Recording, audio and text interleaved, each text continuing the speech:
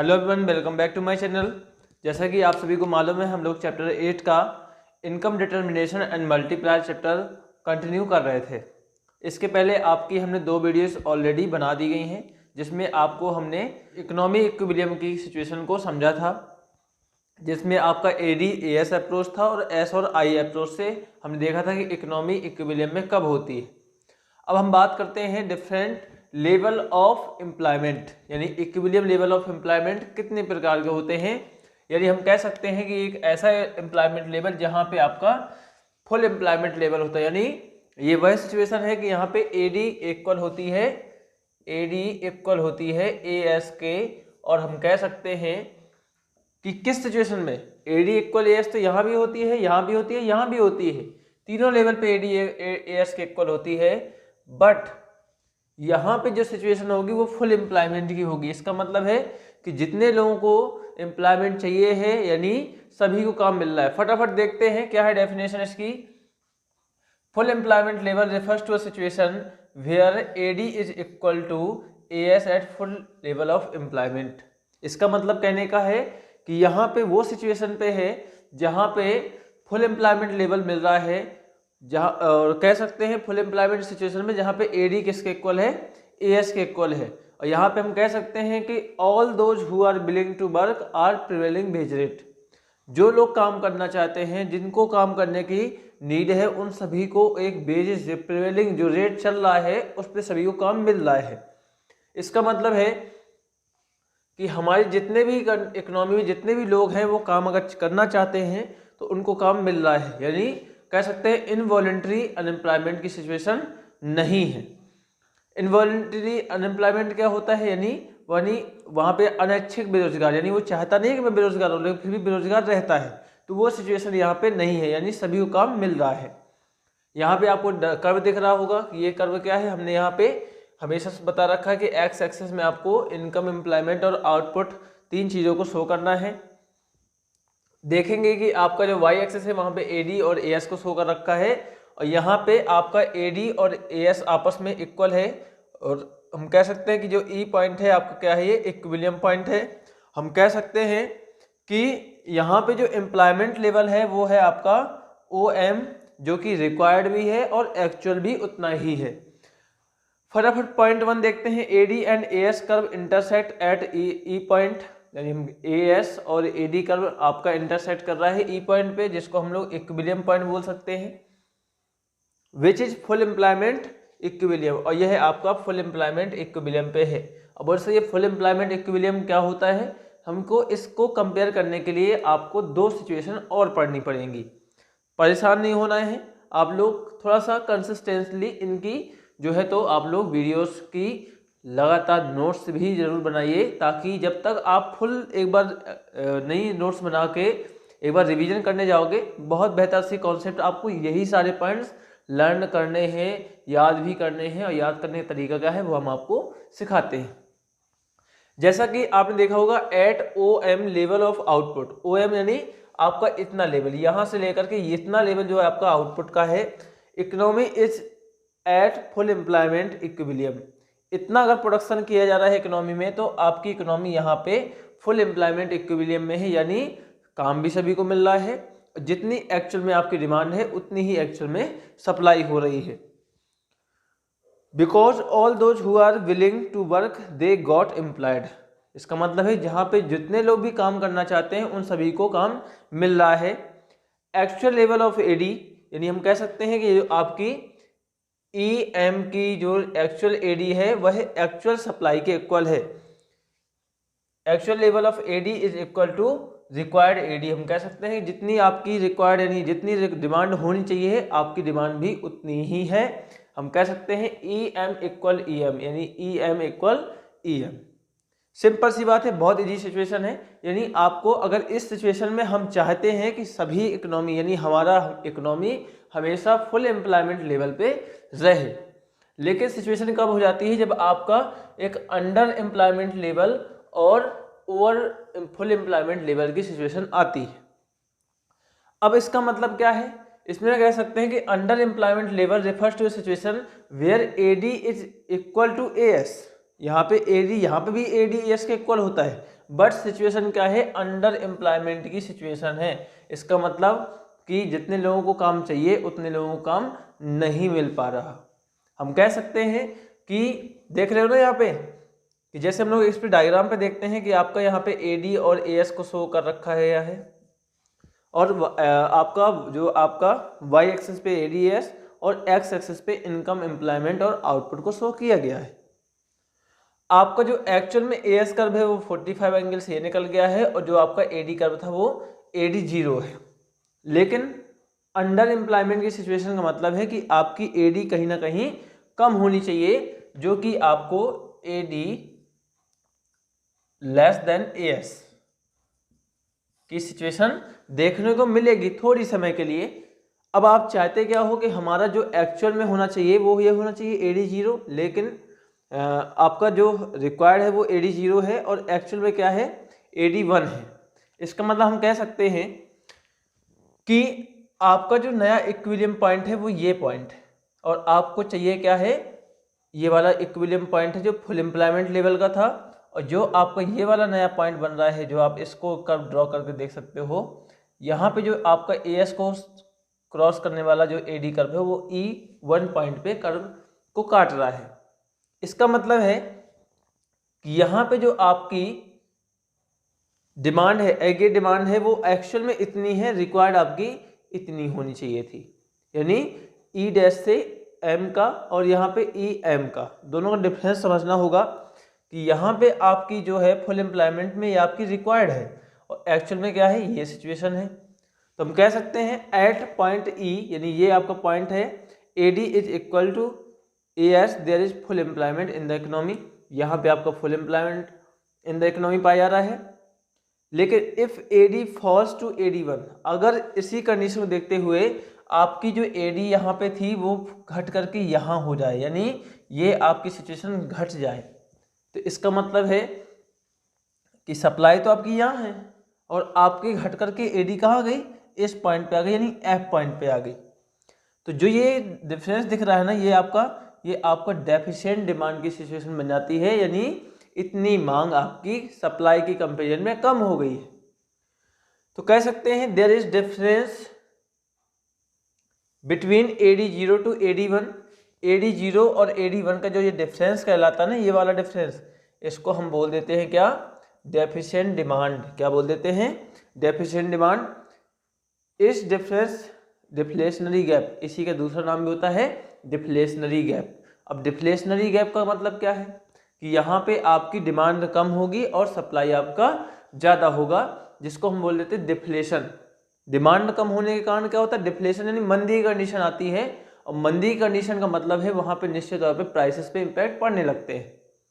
तो यहाँ पे डिमांड कम होने की वजह से सप्लाई ज़्यादा है, तो कहीं ना कहीं डिफ्लेशनरी गैप क्रिएट होता है, जिसको हम लोग यहाँ पे देख रहे होंगे। फिर आपको दिखा रहा है यहाँ पे देखो, इस फॉर्मूले से दिखाया भी गया है कि रिक्वायर्ड एडी क्या है आपकी, रिक्वायर्ड एडी है आपकी ई एम रिक्वायर्ड है, एक्चुअल में है आपका इतना, यानी एफ एम की जो आपकी एक्चुअल में पाया जा रहा है तो एफ एम है। इसका मतलब यहाँ पे जो आपका डिफ्लेशनरी गैप आया है ई एम में से, अगर आप एफ एम को माइनस कर दोगे तो बचेगा क्या, ई एफ बचेगा, यानी आपका ये जो ई एफ दे रखा है ये आपका क्या है, डिफ्लेशनरी गैप है। गैप मतलब एक्चुअल और रिक्वायर्ड के बीच का डिफरेंस। फिर दे रखा है पॉइंट ई जो है वो आपका इक्विलिब्रियम पॉइंट पे क्या था, दिखा रहा है कि point E is equilibrium point at full employment of resources. इसका मतलब जो ये इक्विलिब्रियम पॉइंट है ये शो करता है कि इस जगह पे हम लोग अपने फुल रिसोर्सेज को इस्तेमाल कर रहे हैं, यानी यूज कर रहे हैं, बट आपकी एडी कम होने के कारण हम लोग यहाँ पे सिर्फ इतना एम्प्लॉयमेंट दे पा रहे हैं लोगों को। कहीं ना कहीं लोगों के पास एम्प्लॉयमेंट की कमी होगी। अगर यह डिमांड हमारी बढ़ करके इस जगह से लेकर के ये इस जगह तक बढ़ जाती तो कहीं ना कहीं क्या देखने को मिलता कि हमारा एम्प्लॉयमेंट लेवल बढ़ता, और एम्प्लॉयमेंट बढ़ता तो आउटपुट भी बढ़ता, और आउटपुट बढ़ता तो लोगों की इनकम भी बढ़ती। बोल सर ये कैसे, सिंपल सी बात, पहले 5 लोगों को काम मिल रहा था, अब वह काम 10 लोगों को मिलेगा। एम्प्लॉयमेंट बढ़ा कि नहीं बढ़ा, एम्प्लॉयमेंट बढ़ गया। अब जैसे जैसे लोग बढ़ेंगे वो काम करेंगे तो कहीं ना कहीं प्रोडक्शन बढ़ेगा, यानी आउटपुट इंक्रीज होगा। जब आपका आउटपुट इंक्रीज होगा तो कहीं ना कहीं वो लोगों के पास इनकम के रूप में बट करके जाएगा। सिंपल सी बात थी कि लोग जैसे जैसे लोग काम करते जाएंगे उनका इनकम लेवल भी इंक्रीज होता जाएगा। तो यह आपके सिंपल पॉइंट्स थे जो आपको याद करने हैं।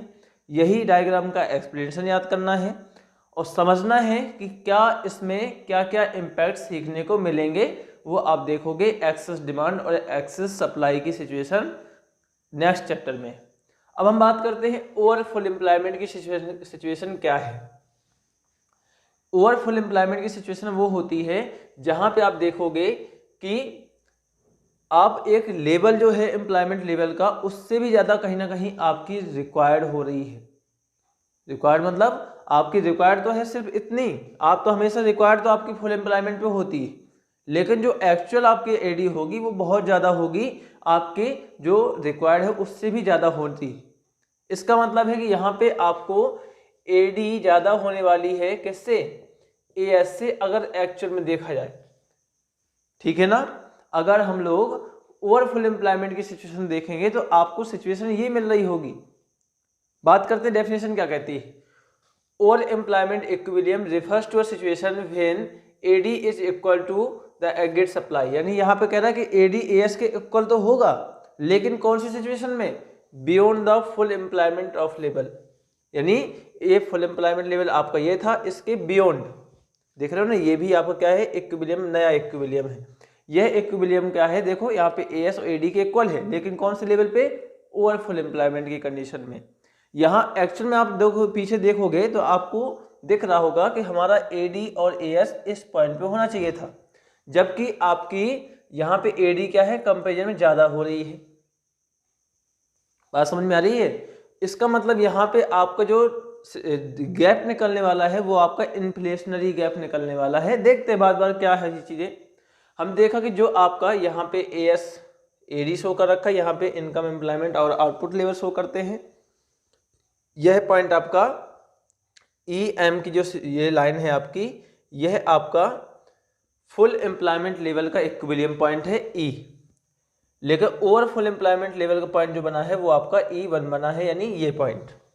अब इसका मतलब है कि आपकी जो डिमांड है एक्चुअल में वो आपकी ये लेवल है, यानी ये लेवल है आपका डिमांड का। ठीक है। और जो आपकी रिक्वायर्ड है वो है AD 0, यानी ये आपकी ये डिमांड है, ये रिक्वायर्ड है, और आपकी एक्चुअल में इतनी, यानी कहीं ना कहीं AD यहाँ पे ज़्यादा है किसके कंपेरिजन में, जो आपकी रिक्वायर्ड है उसके कंपेरिजन में एक्चुअल डिमांड क्या है, ज़्यादा है।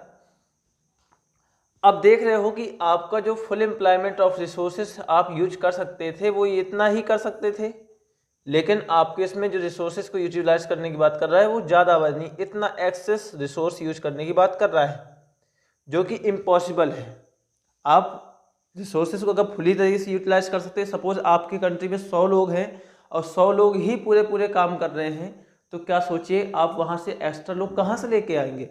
इसका मतलब है कि आपके पास जितने भी रिसोर्सेज थे, जितने भी हर चीज़ थी, वो आपने पूरी पावर के साथ प्रोडक्शन करना शुरू किया, लेकिन तब भी आपकी डिमांड पूरी नहीं हुई। इसका मतलब है कि आप लोग फुल एम्प्लॉयमेंट पे काम कर रहे हो, और अगर ओवर फुल एम्प्लॉयमेंट की सिचुएशन आती है तो ये जो आपकी एक्सेस रिसोर्सेज की नीड पाई जा रही है ये पूरी नहीं हो सकती। देखते हैं आगे क्या पॉइंट कहता है। एट पॉइंट E, इस पॉइंट पे हमने देखा AD क्या है, AS के इक्वल है, जो कि फुल एम्प्लॉयमेंट लेवल की बात कर रहा है कि इस पॉइंट पे हमारा फुल एम्प्लॉयमेंट लेवल होगा जहां पे EM की डिमांड और सप्लाई होनी चाहिए थी। ठीक है। If AD rises to AD1, अगर आपकी जो ये AD है, ये कर्व AD का है, ये अगर यहाँ से यहाँ बढ़ जाता है, यानी इतना इंक्रीज कर जाता है, तो देयर इज एक्सेस डिमांड, तब हम देखने को मिलता है कि हमारी इकोनॉमी में जो डिमांड होगा वो ज़्यादा मिल जाता है, यानी एक्सेस होता है, अधिक मांग होती है इन द इकोनॉमी। ठीक है। AD greater than AS, there is difference between AD1 and AD0, जो आपका AD1 है और AD0 है, इसके बीच का जो डिफरेंस होता है ना, उसको हम बोलते हैं क्या, इन्फ्लेशनरी गैप, यानी इन्फ्लेशन, महंगाई। सिंपल सी बात, डिमांड ज़्यादा होगी, सप्लाई अभी कम होगी, तो वहाँ कहीं ना कहीं महंगाई क्रिएट होने वाली है, इन्फ्लेशन की स्थिति आने वाली है, जिसको हम लोग इन्फ्लेशनरी गैप बोल देते हैं। वैसे इसको निकालेंगे कैसे, हमने देखो आपका जो डिमांड है वो कितना है, एफ से लेकर के एम तक का है, और जो आपका जो रिक्वायर्ड होती है वो है ई से लेकर के एम तक। हमने कहा देखो एक्चुअल में आपका एफ से एम है और रिक्वायर्ड है ई से एम, तो एक्सेस कितना होगा, हमने एफ एम में से आप ई एम को माइनस कर दो तो आपका ई जो एफ और ई है वो निकल करके आ जाएगा। एफ एम में से ई एम को माइनस किया, यानी ई एम को माइनस किया, इतने में से इतने को माइनस किया, तो आपका आंसर कितना आएगा, इतना आएगा, यानी एफ ई आ जाएगा। एफ ई आपका आंसर आ गया। Point E is a point of equilibrium at full employed of resources. जो आपका ये पॉइंट ई है वो बताता है कि यानी यहाँ पे आप लोग फुल रिसोर्सेज को यूज कर रहे हो, यानी जितने भी आपके पास रिसोर्सेज है वो फुली एम्प्लॉयड है। अब इससे ज़्यादा आप उनको यूज नहीं कर सकते, यानी इससे ज़्यादा उनसे काम नहीं लिया जा सकता। बात करते हैं point E one also equilibrium. जो ये आपका पॉइंट ई एक और भी इक्विलिब्रियम है, लेकिन कब, जब आपका उन रिसोर्सेज को ओवर यूटिलाइज किया जाए। ओवर का मतलब है कि किसी व्यक्ति से तुम बहुत ज़्यादा काम लेने लगो, जो आपके रिसोर्सेज हैं आप उनको बहुत तेज़ी से यूज करने लगोगे, तो आपको कहीं ना कहीं आपका E1 की सिचुएशन मिल सकती है। दे रखा है at over full employment of the resources, जब आप उनको एक लिमिट से भी ज़्यादा अधिक क्रॉस करने लगते हो, जो कि ऐसा होता नहीं है एक्चुअल में। अब आपको सीखना है कि ये सारी चीज़ें क्या मतलब है, तो हमने सिर्फ सीखना है कि ओवर फुल एम्प्लॉयमेंट में क्या होता है, अंडर फुल एम्प्लॉयमेंट में क्या होता है। यहाँ से कंक्लूजन सिर्फ आपको इतना सीखना था कि जो आपका ओवर फुल एम्प्लॉयमेंट की सिचुएशन होती है, अब ओवर फुल एम्प्लॉयमेंट की सिचुएशन में आप देखोगे कि हमारी डिमांड ज़्यादा होती है और सप्लाई कम होती है। इसका मतलब यहाँ पे इन्फ्लेशनरी गैप क्रिएट होने वाला है, यानी महंगाई की स्थिति कंट्रोल नहीं होगी, तो यानी आपकी डिमांड ज़्यादा होगी और सप्लाई कम होगी। मान लीजिए डिमांड 120 की, सप्लाई आपकी 100 की है, तो कहीं ना कहीं डिमांड जो करने वाले हैं वो रेट महंगे करेंगे। और अंडर होगा तो इसका मतलब डिमांड आपकी कम है, सप्लाई ज़्यादा है, तो इसका मतलब यहाँ पे डिफ्लेशन की स्थिति बनने वाली है, चीज़ें सस्ती होने वाली हैं, क्योंकि डिमांड कम है, सप्लाई ज़्यादा है, मांगने वाले कम हैं और बेचने वाले ज़्यादा हैं, तो बेचने वाले कहीं ना कहीं कॉम्पिटिशन करेंगे। तो यह था आपका इक्विलिब्रियम लेवल ऑफ एम्प्लॉयमेंट। और देखते हैं आपके जो फोर्थ पॉइंट होगा, यदि फोर्थ पार्ट होगा, और 2 या 3 पार्ट में इसकी और चैप्टर की वीडियो आएंगी, जो कि आपका एम्प्लॉयमेंट लेवल की बात करेंगे। एम्प्लॉयमेंट लेवल नहीं, सॉरी, आपका जो आपका मल्टीप्लायर होता है, इन्वेस्टमेंट की बात करेंगे, इन्वेस्टमेंट मल्टीप्लायर की बात करेंगे, और जानेंगे कि हम थोड़ा सा इन्वेस्टमेंट से कई गुना इनकम कैसे क्रिएट करते हैं। यानी मैंने अगर 100 रुपये लगाया है तो उससे कई गुना इनकम किस प्रकार से क्रिएट करेंगे, जो कि आपको बताएगा इन्वेस्टमेंट मल्टीप्लायर। तो जब तक के लिए अगर आपको ये वीडियो पसंद आई है तो कृपया लाइक करें और अपने दोस्तों के साथ इसको शेयर भी कर दें। तो थैंक यू आज के लिए। और